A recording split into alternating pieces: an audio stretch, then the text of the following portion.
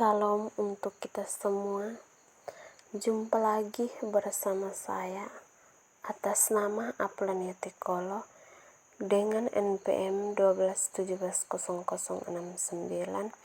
Saya mahasiswa Universitas Timur dari Fakultas Pertanian, Program Studi Agribisnis semester 7. Nah, di sini saya menjelaskan sedikit mengenai pengaruh ekuilibrium sebagian subsidi ekspor. Nah, sebelum itu kita perlu mengetahui pengertian dari subsidi ekspor. Subsidi ekspor. Subsidi ekspor adalah jenis subsidi yang dibayarkan oleh pemerintah kepada perusahaan ketika mengekspor barang ke luar negeri. Tujuan pemberian subsidi adalah agar mengekspor dapat menjual barang di luar negeri dengan lebih murah sehingga kompetitif.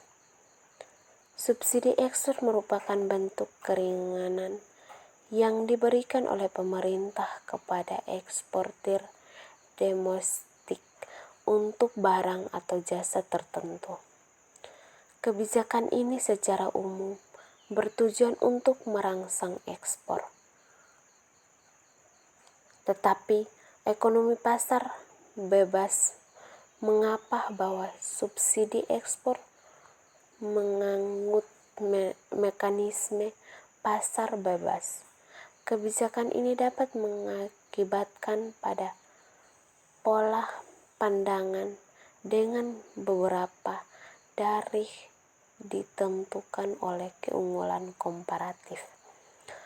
Pengertian subsidi juga dapat diterapkan di bidang perdagangan internasional, yaitu bantuan keuangan yang diberikan pemerintah kepada perusahaan industri eksportir untuk meningkatkan ekspor atau menurunkan impor dari atau ke negara yang berkembang.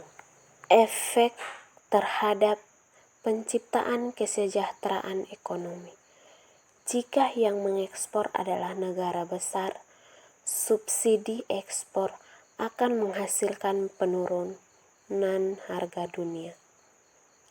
Hal ini dikarenakan pasokan global akan mencenderung meningkat, ekonomi lokal akan mengalami kerugian kesejahteraan, tetapi menurunkan harga dunia akan meningkatkan kesejahteraan di negara lain atau sebagian dari subsidi akan ditransfer ke luar negeri.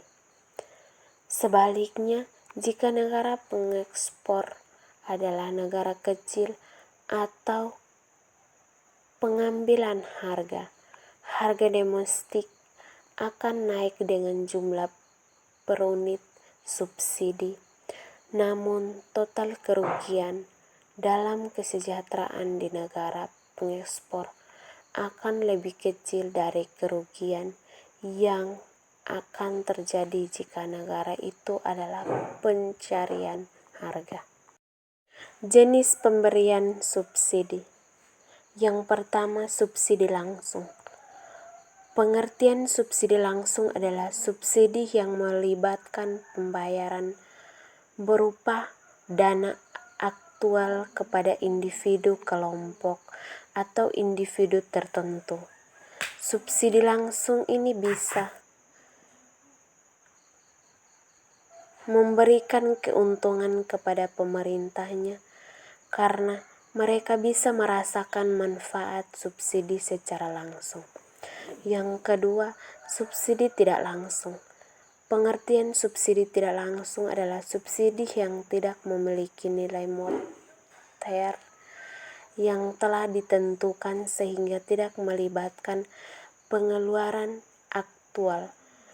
Kebijakan subsidi tidak langsung mencakup beberapa kebijakan penurunan harga barang dan jasa yang dibutuhkan oleh masyarakat.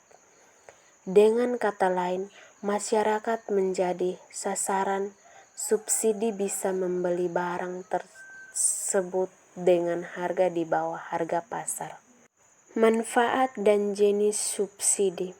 Yang pertama, subsidi bisa membantu menurunkan harga barang atau jasa di bawah harga pasaran. Yang kedua, dengan subsidi penurunan harga masyarakat golongan bawah bisa memenuhi kebutuhan hidup mereka dan berangsur-angsur mengalami peningkatan kualitas ekonomi. Yang ketiga, menjaga daya beli masyarakat. Yang keempat, subsidi juga bermanfaat bagi para pelaku usaha untuk meningkatkan produktivitas mereka.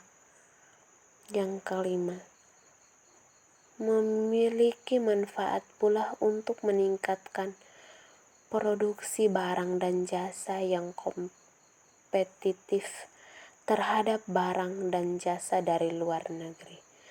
Yang keenam, membantu mencegah terjadinya kebangkrutan bagi pelaku usaha di tengah ketidakpastian iklim bisnis.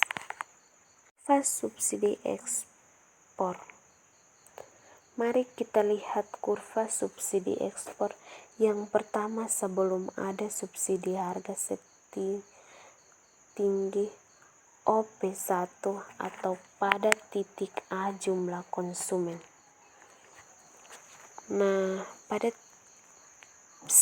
pada titik A konsumen sebelum ada subsidi, yang pertama harga setinggi OP1, yang kedua jumlah produksi dalam negeri sebesar 0,1, yang ketiga jumlah barang dipasarkan atau permintaan konsumen 0,3, yang keempat impor barang Q2, Q3. Setelah ada subsidi, yang pertama harga setinggi OP2, jumlah produksi dalam negeri sebesar 0,3, jumlah barang di pasaran atau permintaan konsumen 0,3, impor barang Q2, Q3. Akibatnya harga barang tetap 0,1, produksi dalam negeri meningkat Q1, Q2, jumlah barang dipasarkan tetapi sebesar 0,3, impor barang turun Q2, Q3, sebesarnya subsidi total adalah P1, P2, BC. Sekian dan terima kasih.